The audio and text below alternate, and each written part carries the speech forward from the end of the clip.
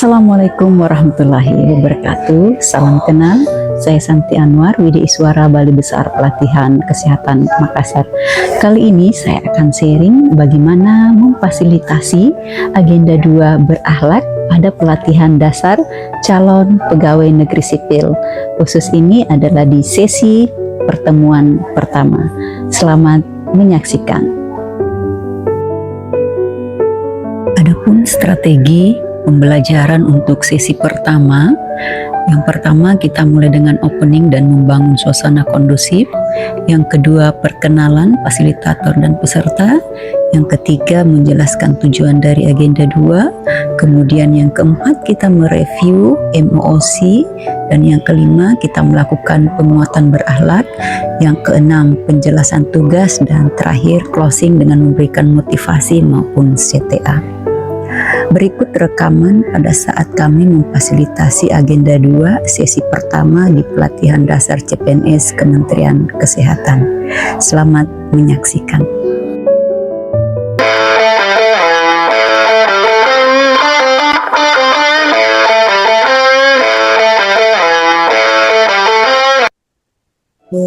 Selamat datang di agenda 2 Latsar CPNS Kementerian Kesehatan ya.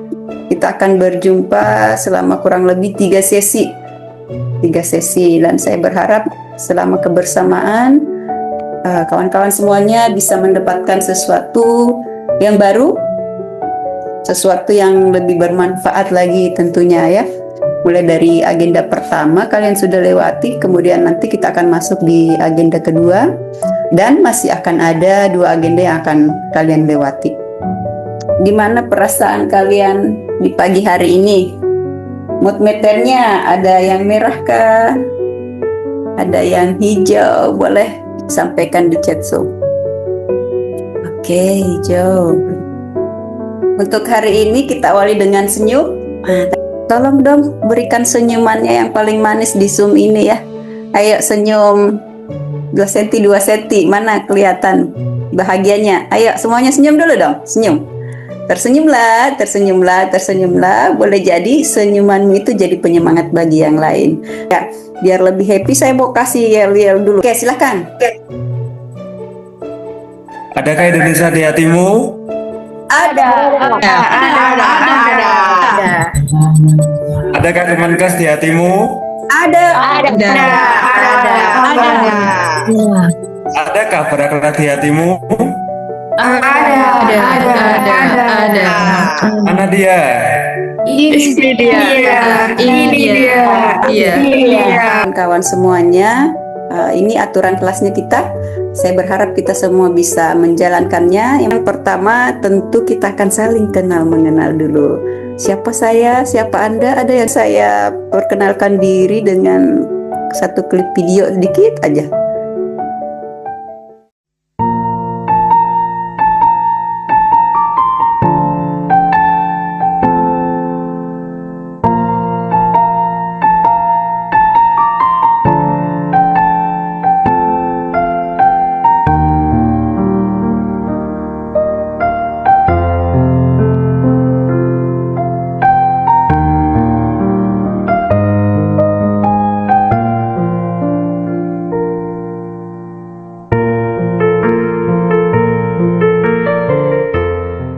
Dan sekarang kita mau kenal dengan kalian ya. Perkenalan dengan kalian. Nah, silahkan disiapkan nama, instansi, profesi, dan metafora. Ya, metafora adalah Anda mengibaratkan diri Anda itu apa. Kalau melihat karakter Anda, saya kasih contoh ya. Saya mengibaratkan diri saya seperti air. Kenapa saya mengatakan seperti air? Saya bisa berada mengkondisikan diri saya di semua tempat tanpa kehilangan jati diri saya yang sebenarnya. Kita mulai perkenalannya ya, satu persatu. Siapa yang mau memulai duluan? Izin Bu. Perkenalkan, nama saya Gabriela Lahema, instansi dari Rumah Sakit Umum Pusat Prof. Dr. RD Kanu Manado. Profesi saya adalah ATLM, Jabatan Penata Laboratorium Kesehatan. Terampil Kalau saya menggambarkan diri saya, itu seperti spons, Bu. Jadi saya menyerap apapun yang saya terima. Itu bisa jadi salah satu kekurangan saya juga sih, Bu. Karena kan kalau misalnya kita menyerap apapun yang kita terima terus tidak disaring, nanti efeknya akan negatif ke kita, Bu. Dan itu berusaha saya perbaiki. Wah, Sekian dari saya, Bu. Terima kasih. Gabriel udah tahu kekurangannya gitu ya. Itu orang yang mantap. Kira-kira apa maksudnya saya minta metafora? Kalau menurut saya, lewat metafora diri ini kita diajar untuk lebih mengenal diri kita sendiri. Oke. Terus bagaimana kalau kita memperlakukan diri kita sendiri, menggambarkan diri kita sendiri, tentu kita pasti lebih bisa untuk memperlakukan orang lain sebagaimana kita memperlakukan diri kita sendiri, Bu. Itu kalau dari saya, Bu. Terima kasih. Keren kali Kak Gabriel ya. Gabriel, betul yang disampaikan Gabriel ya. Nah, konsep diri itu sangat penting sayang ya. Bagaimana memandang diri kita dulu supaya kita bisa menempatkan diri untuk bisa melayani orang lain gitu. Tadi keren sekali Kak Gabriel udah tahu apa kekurangan saya, apa kelebihan saya. Nah, nanti itu akan masuk di berakhlaknya dari sisi kompeten. Kalau kita tahu kekurangan kompeten saya di mana, tentu kita akan berinisiatif untuk melakukan perubahan. Masuklah adaptif gitu. Berakhlak kan ya, ada nilai adaptif. Saya mau berubah. Untuk berubah, kita nggak akan bisa sendirian. Kita butuh orang lain. Masuklah nilai kolaboratif. Untuk bisa berkolaborasi dengan orang lain, kita membutuhkan harmonisasi. Masuklah nilai harmonis. Kita harus menghargai perbedaan. Nah, setelah itu untuk memberikan pelayanan, tentu kita harus tahu apa sih kebutuhan konsumen saya. Masuklah nilai berorientasi pelayanan. Kemudian ketika Anda melakukan pelayanan dengan penuh rasa tanggung jawab, Anda sedang menjalankan nilai akuntabel. Nah, ketika Anda menjalankan semua itu menunjukkan Anda sudah loyal dengan pemerintahan Indonesia. Dalam hal ini bangsa Indonesia, spesifiknya lagi Kementerian Kesehatan, di bawahnya lagi organisasi tempat Anda bekerja, di bawahnya lagi profesi Anda, di bawahnya lagi diri Anda sendiri. Dan yang paling dari semua itu adalah terkait konsep diri, tentunya adalah diri Anda sendiri.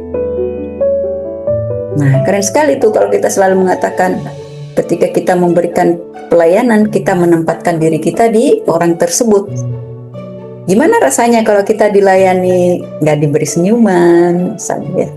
Gimana rasanya kalau kita dilayani nggak direspon dengan cepat? Itu harus kita rasa. Nah, itu jiwa-jiwa pelayan di situ. Tadi semua konsep dirinya sangat luar biasa ya.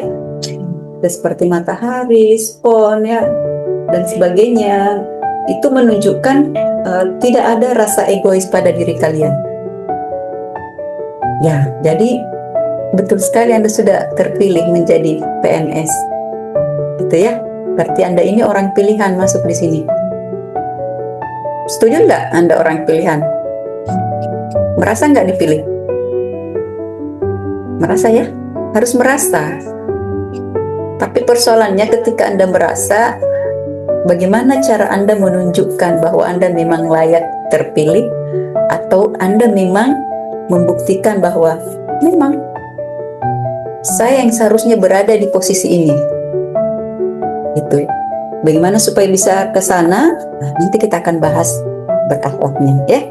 Oke, kita lanjut lagi. Makasih ya sudah memetaforakan dirinya dengan sangat luar biasa.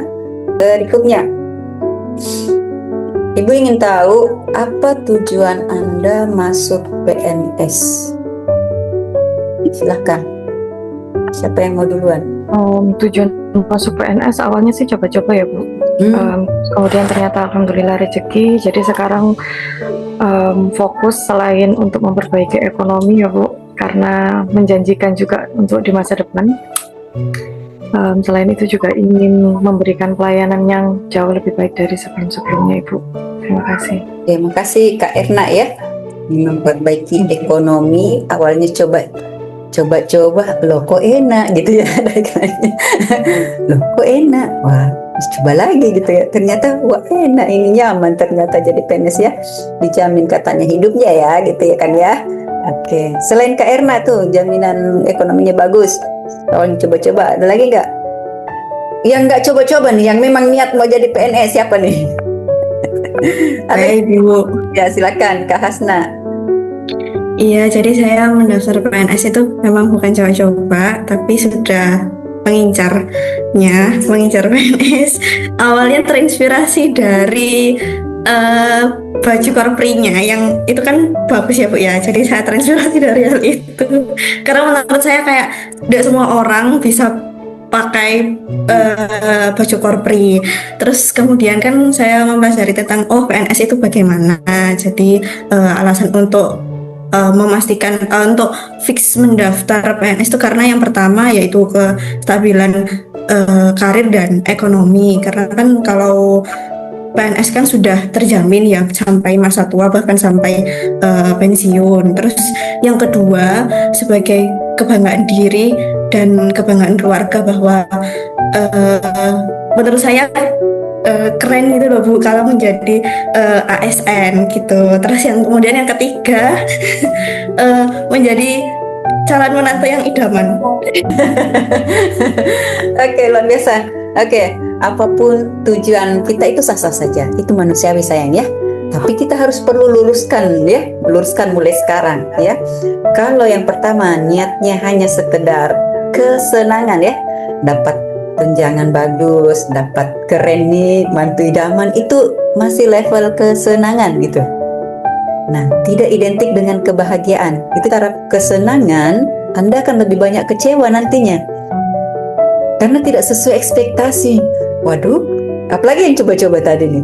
Apalagi yang sudah pernah di swasta nih kan, dia beda. Aduh, ternyata ini amat sih jadi PNS gitu kan ya. Aduh, dipandang sebelah mata lagi deh gitu, dianggap kerja buta-buta gitu. Tapi ada juga yang bilang enaknya jadi PNS tinggal absen tidur pulang. Ada juga gitu bagi orang yang tidak bertanggung jawab gitu ya, yang hanya menumpang makan doang di PNS gitu ya, yang nggak punya integritas ya gitu. Tapi kalau orang yang memang betul-betul memiliki nilai pelayanan, PNS itu dijadikan sebagai batu loncatan seperti tadi kata Riviani, ingin lebih berkembang lagi. Nah, itu artinya ingin berkembangnya itu tujuannya bukan untuk pribadi, tapi untuk bisa memberikan pelayanan yang lebih bagus lagi. Nah, dan poin yang paling penting, kita semuanya akan meninggalkan dunia ini. Itu tujuan akhirnya kita kan ya, hidup. Jadi ketika menjadi PNS, meskipun secara manusiawi kita punya niatnya karena ingin tentunya finansial, tapi supaya kehidupannya tidak cuma sekedar itu, tujuannya harus ditambah lagi sayang ya, tujuannya harus ditambah lagi ya. Itu mungkin yang perlu Ibu tambahkan sedikit ya, untuk mengingatkan diri saya juga bahwa kita ini sedang menerima amanah. Jadi mari kita sama-sama mengembang amanah itu dengan baik, dengan cara menjadi ASN yang lebih baik. Nah, itu akan kita bahas di berakhlak. Bagaimana kita bisa menjadi ASN yang baik, profesional? Maka agenda Latsar ini dibuat seperti ini. Nah, untuk agenda ini ya, kalian diberikan peserta ya untuk menginternalisasi nilai dasar ASN. Kenapa? Karena ini akan membentuk Anda menjadi PNS yang profesional. Anda tidak akan bisa profesional kalau tidak memberikan pelayanan prima pada masyarakat. Bagaimana Anda bisa dikatakan profesional ketika Anda bertanggung jawab atas kepercayaan yang diberikan? Itu adalah akuntabel. Kalau tadi pelayanan prima itu adalah berorientasi pelayanan. Untuk bisa menjadi profesional, Anda harus terus belajar dan mengembangkan kapabilitas. Itulah kompeten. Untuk bisa menjadi profesional, Anda harus saling peduli dan menghargai perbedaan. Itulah harmonis. Untuk bisa menjadi PNS yang profesional, Anda harus berdedikasi dan mengutamakan kepentingan bangsa dan negara. Itulah loyal. dan Anda akan dikatakan profesional ketika Anda bisa terus berinovasi dan antusias menghadapi perubahan. Itulah adaptif. Dan bagaimana wujud nyatanya ketika Anda dikatakan profesional adalah ketika Anda membangun kerjasama yang sinergis. Itulah kolaboratif. Dan disingkat berakhlak. Jadi berakhlak ini tujuannya adalah kita disiapkan menjadi PNS yang profesional untuk bisa melayani masyarakat. Jadi ini lihat tulisan biru, pelayan. Siap jadi pelayan? Siap? Siap, Bu. Oke. Mana nih kok? Iya, Bu. Siap, Siap, Bu. Siap. Oke. Nanti siapnya tuh dilihat nanti pada saat Anda betul-betul bekerja. Ya. Baik. Nah, oleh karena itu dalam pembelajaran ini kalian kan pas di emosi mendapatkan modulnya terpisah-pisah ya. Mulai dari berorientasi pelayanan, modul 1 berikutnya. Kenapa? Supaya dari sini kita bisa, kawan-kawan bisa melihat penekanan dan menginternalisasikan dari setiap nilai-nilai dasar itu. Mulai dari berorientasi pelayanan sampai kolaboratif. Nah, oleh karena itu kita review sedikit dulu ya terkait pembelajaran di MOC. Kalian pasti sudah baca semua. Oke, review pertama, silakan apa yang kalian pahami selama MOC terkait 7 agenda itu, 7 modulnya agenda 2, mulai dari berorientasi pelayanan sampai kolaboratif. Silakan, siapa yang mau menyampaikan? Saya mau Oke. memberikan tanggapan. Berakhlak itu adalah nilai-nilai dasar CPNS, di mana itu merupakan suatu karakter yang ingin dibangun oleh bangsa terhadap calon aparatur sipil negara. Nah, karakternya ada 7 karakter yang ingin dibangun, di mana yang pertama berakhlak, berorientasi pelayanan. Diharapkan ASN dapat memberikan pelayanan prima demi kepentingan masyarakat. Kemudian yang kedua accountable, diharapkan PNS calon CASN dapat bertanggung jawab atas kepercayaan yang diberikan. Kemudian yang ketiga kompeten, yaitu diharapkan ASN dapat terus belajar dalam mengembangkan kapabilitas dan pengetahuan serta ilmu. Yang keempat harmonis, diharapkan dapat saling peduli dalam bekerja sebagai dimanapun, dalam posisi apapun. Kemudian selanjutnya loyal, diharapkan dapat berdedikasi dan mengutamakan kepentingan instansi ataupun bangsa dan negara. Selanjutnya adaptif, di mana ASN diharapkan dapat berinovasi ataupun menyesuaikan diri dengan perkembangan zaman, di mana sekarang era digitalisasi. Diharapkan ASN ini bisa bekerja secara digital. Dan yang terakhir kolaboratif, yaitu diharapkan dapat membangun kerjasama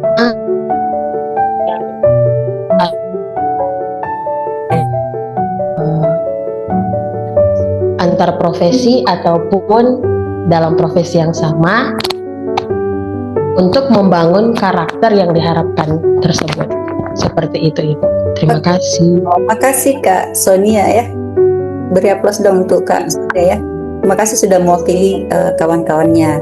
Nah, berikutnya pertanyaannya adalah hal apa yang menginspirasi Anda dari agenda 2 selama membaca modulnya, itu apa hal-hal yang menginspirasi dari nilai-nilai itu? Kalau menurut saya itu yang kompetensi, karena yang masuk di saya itu kalau kita kompeten pada bidangnya masing-masing akan memberikan yang terbaik dan memberikan pelayanan yang baik dan benar. Seperti itu. Kasih Kak Arifiani. Ya, kalau dari saya loyal, Bu, karena sepertinya itu bagi saya pribadi tantangan tersendiri, karena itu kan harus memprioritaskan instansi dan bangsa dan negara. Kita harus ibaratnya menomorduakan diri kita, dan itu untuk saya pribadi sepertinya tantangan tersendiri dan masih harus belajar gitu, Bu. Terima kasih. Ya, keren kali ya Kak Putri ya. Iya, jadi saya kasih penekanan ya. Ya, loyal itu ibaratnya kalau di agenda 1 kan sudah disampaikan ada 4 pilar negara ya. Pancasila, Undang-Undang Dasar 1945, apalagi Bhinneka Tunggal Ika, NKRI. Ya, gitu. Jadi keloyalan kalau di berakhlak, loyal satunya ditambahkan loyal kepada pemerintahan yang sah. Ditambahkan itu. Jadi apapun perintah dari pimpinan yang sah paling tinggi, siapapun yang terpilih itu wajib kita ikuti. Makanya semua kementerian, siapapun presidennya, kalau berubah visi misinya, dia akan mengikuti perubahan itu. Nggak boleh ya. Keren sekali semuanya ya. Makasih.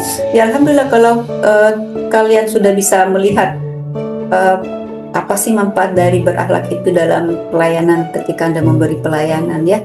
Ya boleh jadi sebenarnya kalian sudah melakukan itu semua dari nilai berakhlak, cuma belum ada namanya ya. Sering kita lakukan tapi belum dikasih nama gitu. Nah sekarang sudah ada penamaannya, tinggal nanti kalian menyesuaikan pada saat ada penugasan tentang melihat pelanggaran dan penerapan nilai berakhlak. Kalian ingat lagi kan kalian sudah pengalamannya sudah banyak ya, mungkin yang sudah pernah kerja di swasta ataupun punya kegiatan mandiri gitu ya. Kalian masuk di PNS itu bukan tanpa apa ya pengalaman. Ya jadi salah kalau orang bilang masih kosong. Enggak, kalian itu saya melihatnya setengah isi setengah kosong. Ya, yang kosongnya itu silahkan boleh Anda cari sendiri ya, dengan melihat di organisasi, boleh juga dengan mengharapkan dari organisasi gitu. Tapi jangan mengharapkan sepenuhnya. Kalau Anda merasa kurang, Anda harus berkembang sendiri. Ya, jangan terlalu menggantungkan dari organisasi, karena organisasi itu kan tidak serta-merta bisa memenuhi semua kebutuhan kita. Ya, kalau terkait dengan pengembangan kompetensi, kita hanya diberikan jatah 20 JP kan. Semua ASN harus ikut pelatihan 20 JP kan dalam setahun. Nah, kalau organisasi belum bisa memenuhi, ya cari. Sekarang ada corporate university, bagian dari kami itu, silakan ada pelatihan-pelatihan yang gratis, cari.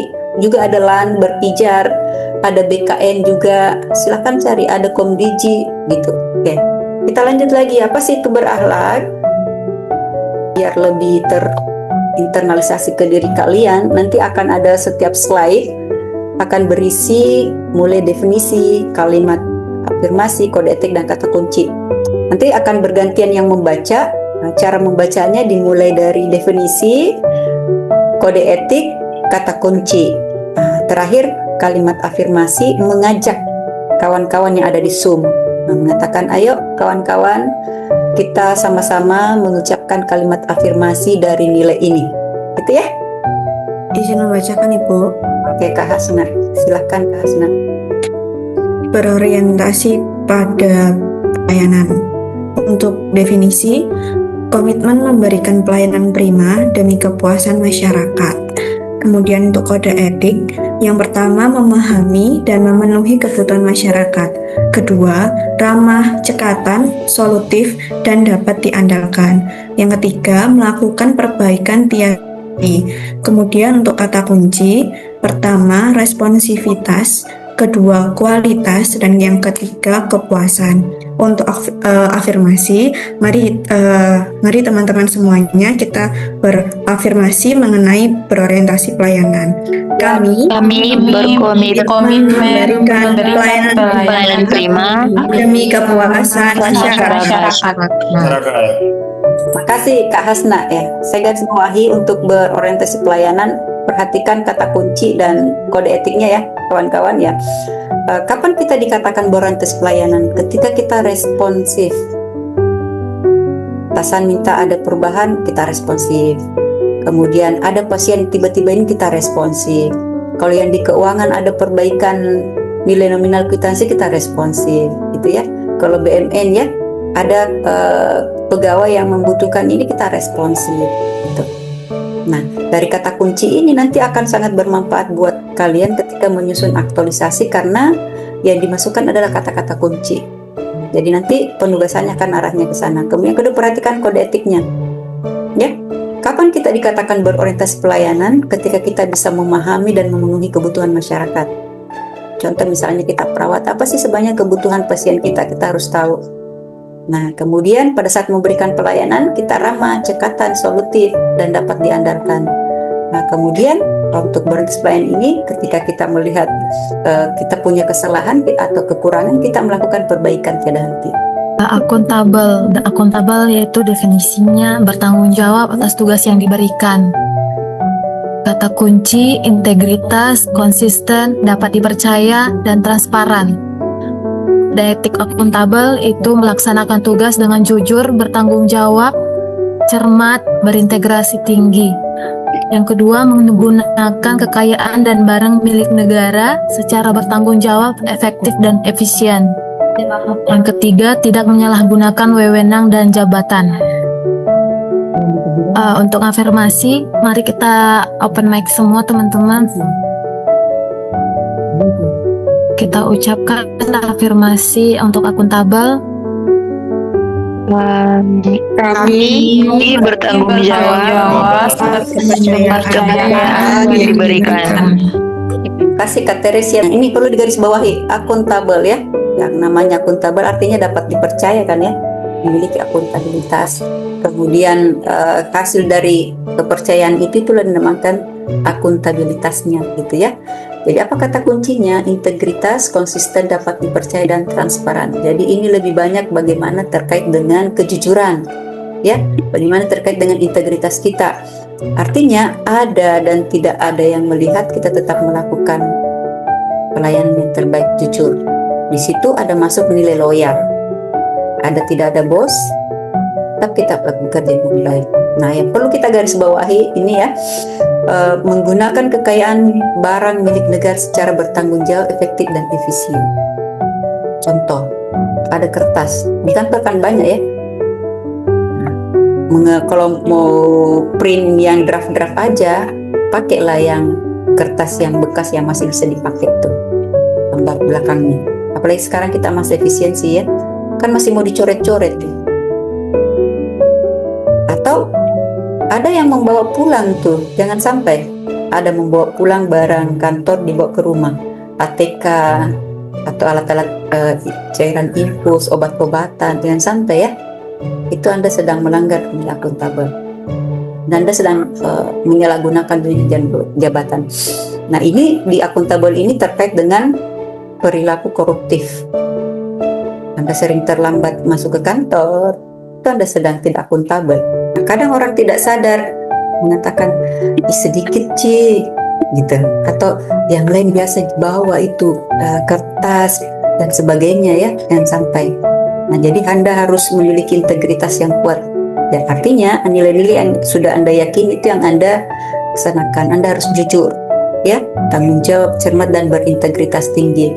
Artinya mengikuti segala aturan yang ada, mengerjakan pekerjaan sesuai dengan aturan. Kalau Anda mengerjakan pekerjaan sesuai dengan SOP, amanlah kita. Jangan melenceng dari SOP dari setiap pelayanan. Kemudian Anda harus konsisten. Kalau hari ini Anda mengatakan, mohon maaf saya nggak bisa terima gratifikasi misalnya ya, besok ada nominalnya yang lebih banyak Anda terima gitu. Kan hari ini lihat dompet amplopnya sedikit, mohon maaf saya nggak bisa terima, ini sudah sesuai pelayanan kami.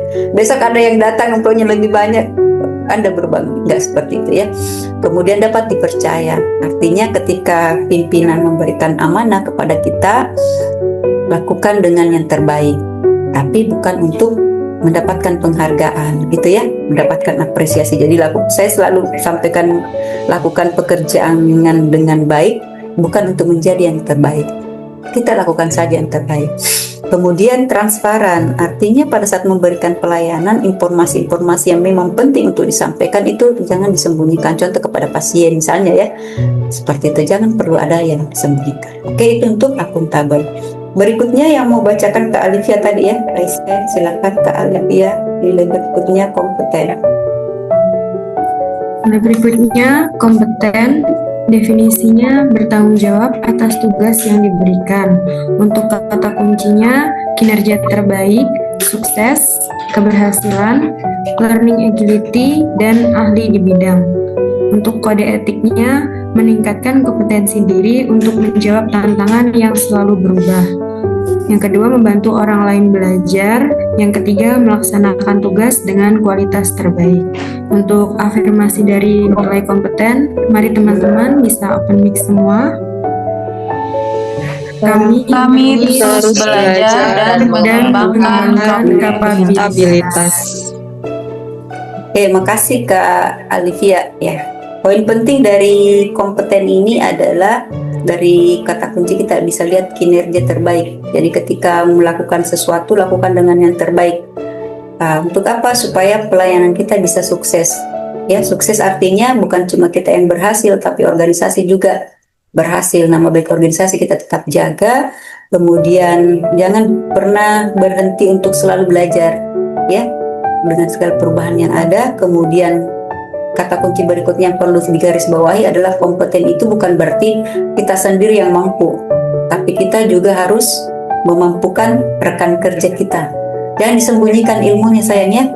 Misalnya ada tahu begini, saya saja yang tahu, saya nggak mau kasih tahu. Misalnya Indah deh, nanti Indah lebih pintar dari saya misalnya. Jangan sampai ada yang seperti itu. Ya, jadi ada yang mengatakan begini, naiklah tanpa menjatuhkan orang lain, gitu ya. Bersinarlah tanpa meredupkan cahaya orang lain, gitu ya. Jadi nggak ada itu sayang. Kita yang mau sendirian naik nggak. Jadi semuanya itu tadi perlu kolaborasi juga ya. Jadi ingat, kompeten itu bukan cuma memintarkan diri sendiri, memampukan diri sendiri, tapi juga memampukan rekan kerja. Jadi kalau melihat ada rekan kerjanya kurang ini, Anda bantu, ayo kita sama-sama belajar. Nah itu baru keren. Oke? Berikutnya, siapa yang mau membacakan nilai berikutnya? Di sini, Bu. Oke, silakan. Harmonis. Harmonis, definisinya saling peduli dan menghargai perbedaan. Kemudian untuk kode etiknya, peduli atau caring, kemudian perbedaan dan selaras. Kemudian untuk kode etiknya, menghargai setiap orang apapun latar belakangnya, suka menolong orang lain, membangun lingkungan kerja yang kondusif. Untuk afirmasinya, mari teman-teman kita open mic. 3, 2, 1. Kami saling peduli dan menghargai perbedaan.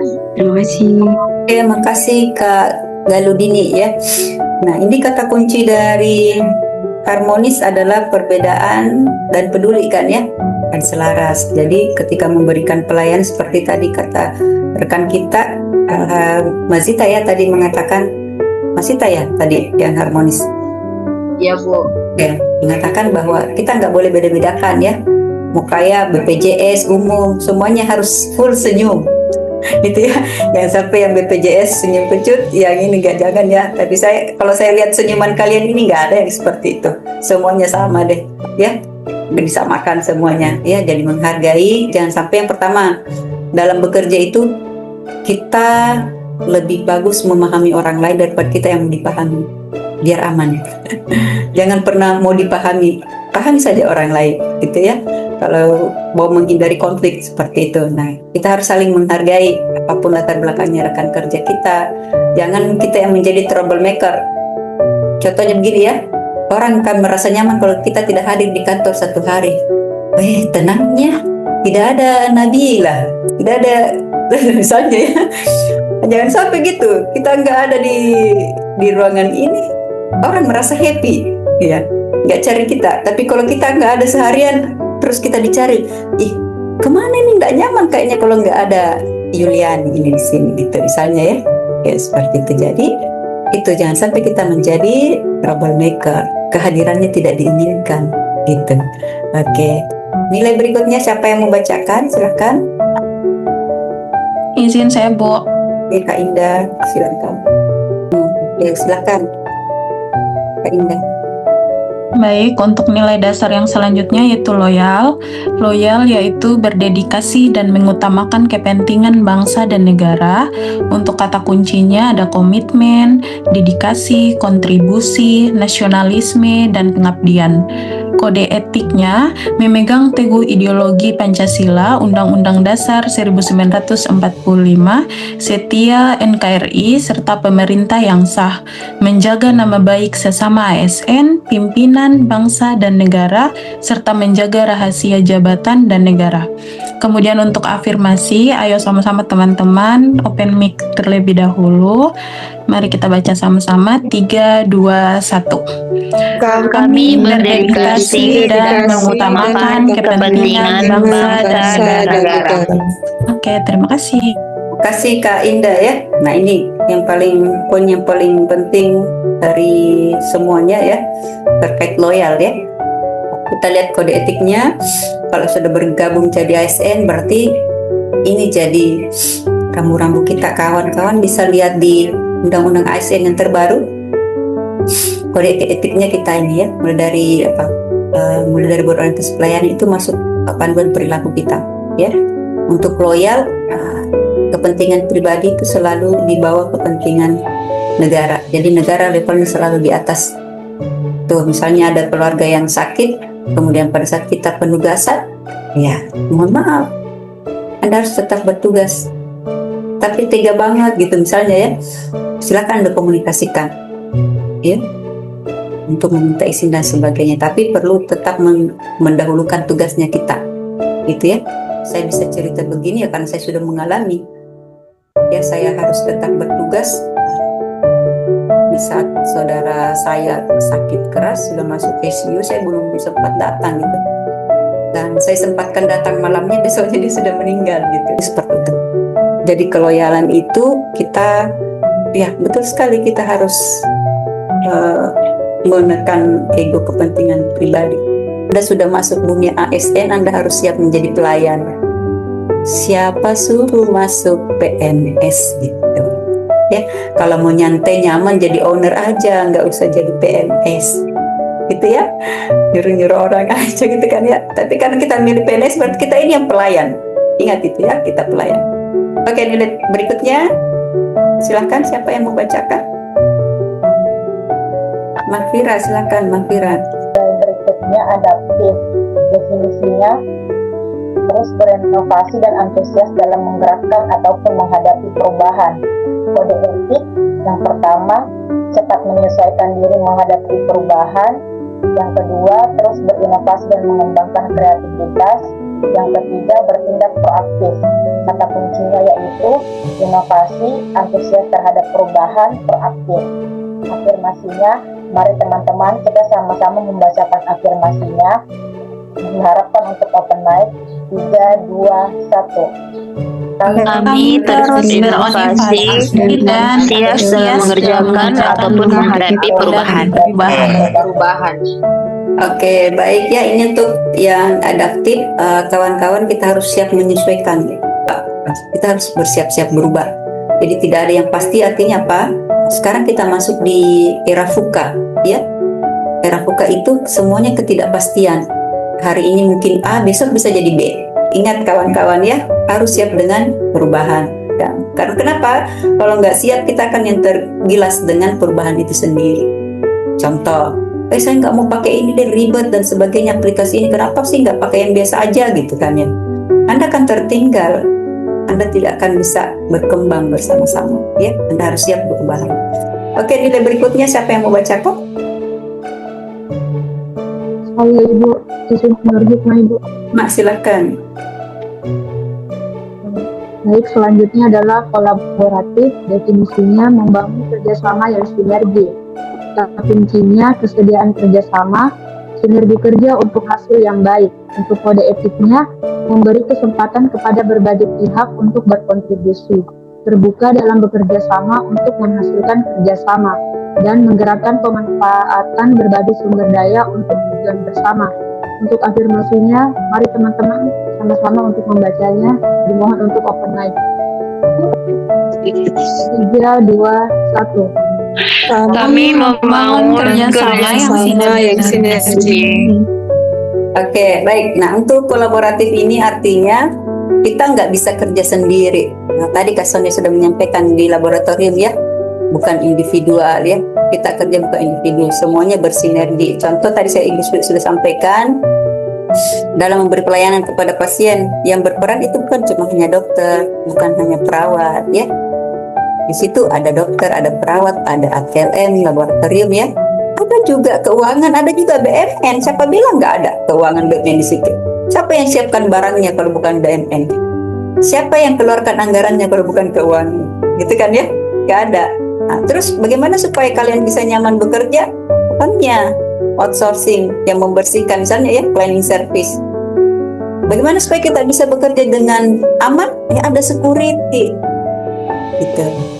Jadi nggak ada itu. Ya, semuanya berkontribusi positif kepada organisasi. Nggak ada yang paling dominan dan sebagainya. Yang membedakan adalah level tanggung jawabnya. Level tanggung jawabnya. Nah, agar kalian bisa melihat ini, manfaatnya nanti untuk aktualisasi, kalian bisa lihat di slide ini. Nanti akan dijelaskan lebih lanjut lagi oleh coach masing-masing ya. Nah, di mana sih letaknya agenda 2? Berakhlak dia nanti akan masuk pada saat kalian menyusun tahap-tahap kegiatan. Di tahap kegiatan itu Anda harus memasukkan bagaimana cara Anda mengaktualisasikan nilai berakhlak. Contoh misalnya di kegiatan sudah dapat 4 kegiatan besar, di setiap kegiatan besar itu ada tahapan-tahapan kegiatan kecil. Contoh ya, satu saja, menghadap ke mentor untuk konsultasi. Nilai apa yang Anda terapkan pada saat menghadap mentor? Misalnya, saya ramah, berarti saya berorientasi pelayanan, gitu kan? Anda garis bawahi itu. Saya mempersiapkan dengan baik rancangan yang sudah saya susun, berarti Anda bertanggung jawab, akuntabel, gitu. Ya. Kemudian bagaimana keloyalannya? Apakah ada? Ya, ketika atasan saya mengikuti setiap arahan dari atasan saya, berarti Anda sedang loyal dengan mentor Anda. Kemudian saya berdiskusi, menerima pendapat, menghargai pendapatnya, berarti Anda sedang harmonis dengan mentor saya. Sekaligus kolaboratif. Jadi satu saja kegiatan bisa masuk semua nilai berakhlak. Gitu ya? Paham? Letaknya nanti di mana? Oke. Nanti biar kalian bisa lebih ini lagi dengan berakhlak, kita perlu diberikan penugasan. Oke? Penugasan pertama itu kalian diberi tugas untuk self-learning ya. Apa yang diberikan di tugas ini? Ya, kalian akan mengamati tokoh-tokoh nasional. Jadi ada tokoh-tokoh nasional yang kalian akan amati. Jadi ada 5 tokoh. Ada 5 tokoh. Jadi tokoh pertama itu adalah Gubernur Sultan. Nanti saya akan kirimkan ke Bu Eni videonya ini ya, yang 4 orang ini ya. Nanti kalian fokus di video itu, lihat semuanya. Kemudian ada satu pilihan kalian. Berarti semuanya ada 5 tokoh. Tapi dengan syarat pilihan itu tokohnya tidak bertentangan dengan kebijakan pemerintah, ya. Kemudian yang kedua boleh dari daerah masing-masing. Silakan pilih tokoh daerah, mungkin ada ya, yang dulu mungkin bupati siapa di daerah, boleh silakan. Dengan syaratnya itu tadi tidak konfrontasi dengan pemerintah, tapi Anda harus melihat dia betul-betul berakhlak. Silakan Anda pilih tokoh-tokoh itu ya, tokoh apapun ya, silakan Anda pilih, tapi pelarangan seperti itu jangan yang ini dengan berseberangan dengan kebijakan pemerintah. Nah ini ya, silakan Anda gunakan matriks ini. Ada 5 tokoh berarti ada 5 matriks. Ada 5 video berarti ada 5 matriks. Ya, kasus pertama tokoh siapa? Siapa aktornya? Aktor ini bukan hanya sekedar jabatannya, sebutkan orangnya ya, orangnya siapa dia, silakan tulis. Kemudian peran ini adalah bukan jabatannya, tapi apa yang dia lakukan pada saat menerapkan dan melanggar nilai berakhlak. Contoh tokoh 1 Pak Amran. Aktornya kan Pak Amran dalam kurung menteri. Perannya menegakkan integritas misalnya ya. Nilai berakhlak yang diterapkan akuntabel. Dia menunjukkan integritas, menghukum misalnya para koruptor, anggap begitu. Itu contohnya sayang ya. Paham? Oke, berarti ada 5 matriks karena ada 5 tokoh. Ada pertanyaan untuk tugas ini? Silakan, cukup jelas? Bu, mohon maaf mau bertanya. Silakan Putri. Untuk tokohnya ini apakah harus pejabat yang sedang menjabat? Apakah boleh misalkan yang sudah tidak menjabat dan apakah boleh di luar daerah asal kami maksudnya. Terima kasih. Boleh sayang, bahkan yang sudah meninggal ini kami pilihkan tokoh itu Pak Baharudin Lopa sudah nggak ada. Tapi karena Pak Hugeng juga sudah nggak ada. Tapi karena beliau memang sosok yang menjadi inspirasi sebagai kita aparatur sipil negara, bagaimana dia integritasnya, bagaimana sikap pedulinya kepada bangsa dan negara, itu yang kita mau tunjukkan kepada kalian. Ya, boleh. Yang penting itu tadi, bukan yang menentang pemerintah. Ya, untuk tugas kedua, Anda akan diminta membuat video penugasan kelompok. Jadi ada 4 kelompok ya. Ini silakan nanti kelompoknya diatur. Ya Pak Ketua Kelompok, silakan. Kalau sudah ada kelompoknya boleh pakai itu saya, silakan. Silakan kalian yang atur. Ibu nggak ngatur kelompok kalian harus dengan siapa ya. Silakan kalian atur siapa yang berkelompok dengan siapa. Yang penting ada 4 kelompok. Tugasnya apa? Buat video. Videonya sosiodrama, bukan video penggalan-penggalan misalnya pelanggaran nilai berakhlak ini bukan. Tapi Anda membuat sebuah cerita, alur cerita ya. Oke, paham? Membuat sinetron. Membuat judul film. Jadi ada judulnya. Misalnya Obat yang Tertukar. Jadi judul filmnya Obat yang Tertukar. Di dalamnya ada aktor-aktornya, ada yang memerankan. Ya, ada yang melanggar nilai, ada yang menerapkan nilai. Sampai di sini paham? Setelah itu Anda buat matriksnya. Anda analisis video yang Anda buat sendiri ya. Nah, ada seperti ini. Jadi nanti di PDF-kan ini terus dimasukkan link videonya di sini ya, di atasnya. Aktornya siapa, perannya apa, sama seperti tadi. Nah, ini poin pentingnya, kalian harus kerja bersama-sama karena jangan sampai nanti pada saat evaluasi akademik ada contoh soal seperti ini ya. Anda diminta menganalisis siapa aktornya, perannya apa, pelanggarannya. Kalau ada pelanggaran, apa dampaknya kalau tidak diterapkan nilai berakhlak, kemudian apa alternatifnya dan konsekuensinya. Nah, tentu kalau misalnya ada alternatif pemecahannya, misalnya membuat aplikasi, pasti ada konsekuensinya kan? Anggaran harus disiapkan, terus aplikasinya harus dibuat. Itu maksudnya konsekuensi dari penerapan alternatif pemecahan masalah. Sampai di sini jelas sayang? Ada pertanyaan? Silakan kalau ada pertanyaan. Ini Bu, dalam video tersebut harus ada 7 nilai berakhlak itu atau boleh pilih salah satu Bu? Semua harus ada. Semua harus ada. Oke, tapi dalam satu cerita film ya, bukan baik Ibu. Supaya itu nanti Anda bisa submit di YouTube, Anda bisa nonton setiap saat gitu. Oke? Baik Ibu. Semangat mengerjakan, jarak tidak jadi penghalang. Di sini di saat penugasan ini kita juga mau nilai bagaimana berakhlaknya kalian. Nah, berorientasi pelayanannya apa? Saya kasih contoh ya supaya gambaran. Anda berorientasi pelayanan, artinya Anda tahu apa yang Ibu mau nilai tak? Tadi sudah jelaskan, jadi Anda memahami apa yang mau dinilai, jadi Anda melakukan itu. Anda sudah berorientasi pelayanan. Kalau ada kayaknya mau diedit-edit, perbaikan tidak henti. Kata kuncinya ya, lihat di kata kunci, berarti Anda berorientasi pelayanan. Kemudian akuntabel, Anda melakukan itu dengan rasa tanggung jawab pada saat mengerjakan tugas. Anda bertanggung jawab, Anda jujur, Anda mengerjakan sendiri, Anda tidak memakai tugas angkatan sebelumnya, itu Anda akuntabel. Tapi kalau Anda nyontek punya teman angkatan sebelumnya, berarti Anda melanggar nilai akuntabel, Anda tidak jujur. Oke? Untuk apa Anda mendapatkan nilai yang bagus kalau hasil dari ketidakjujuran? Saya lebih menghargai tugas apa yang buat karya kalian sendiri, hasil pemikiran kalian sendiri, gitu ya. Karena kan sudah banyak tugas ini ya, pasti kita ingat, kayaknya pernah deh ada ini gitu ya. Kita buka lagi, betul. Kalau Anda kedapatan itu Anda bisa masuk teguran pelanggaran sikap perilaku. Jadi jangan coba-coba mau mengambil tugas angkatan sebelumnya, karena sudah ada bank data ya. Oke. Kemudian Anda berharmonis dengan temannya pada saat membuat video, Anda kolaboratif dengan rekan-rekannya pada saat video. Anda loyal karena Anda mengsubmit juga sesuai dengan waktu yang saya berikan gitu. Kalau ada yang di luar dari waktu yang diberikan, Anda melanggar nilai loyal. Contoh penerapannya kecilnya begitu ya, diinternalisasikan. Oke, itu tugas kelompok dan individu. Kemudian untuk learning journal dibuat setiap hari, meskipun tidak ada Zoom. Hari ini ada Zoom, berarti silakan Anda ceritakan kegiatannya mulai bangun sampai sore penutupan, apa yang Anda lakukan. Ya, setiap hari kalau learning journal, setiap hari harus diupload paling lambat jam 20 WITA.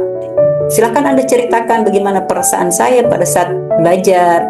Kalau tadi misalnya Kak Darin ya, ngantuk. Nah, sekarang saya mau dengar apakah dia ngantuk ini sampai selesai gitu ya. Harus diceritakan semuanya. Apakah bosan gitu ya. Silahkan diceritakan, nggak apa-apa ya. Apa yang Anda kendala kalian, keluar masuk jaringan dan sebagainya sambil bekerja. Silahkan Anda ungkapkan. Minimal itu Anda sedang journaling ya, mengungkapkan keunekan supaya bisa mengurangi beban pikirannya, itu akan sangat bagus. Silahkan ungkapkan dalam bentuk video. Silahkan rekam diri Anda sendiri ya. Kemudian linknya dimasukkan untuk di link penugasan semuanya. Oke, terjaya ya. Oke, saya kasih video motivasi. Saya izin tutup video dulu biar jaringannya maksimal. Silakan temukan insight dari video ini.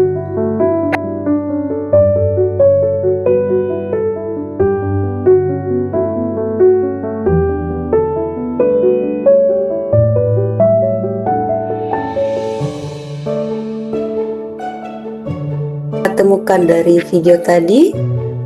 Silahkan insight apa yang kalian peroleh dari video tersebut. Ada yang mau berbagi? Saya, Bu. Dari video tersebut kita harus bisa menentukan 3 prioritas utama dalam hidup kita, baik itu diri sendiri, keluarga maupun yang lain. Kemudian setiap momen yang terjadi dalam hidup itu akan selalu meninggalkan pelajaran atau pengalaman. Jadi cukup fokus aja dengan tujuan prioritas tersebut. Terus kemudian yang poin yang paling kena itu, hidup ini terlalu singkat ya Bu, jadi buatlah menjadi berharga.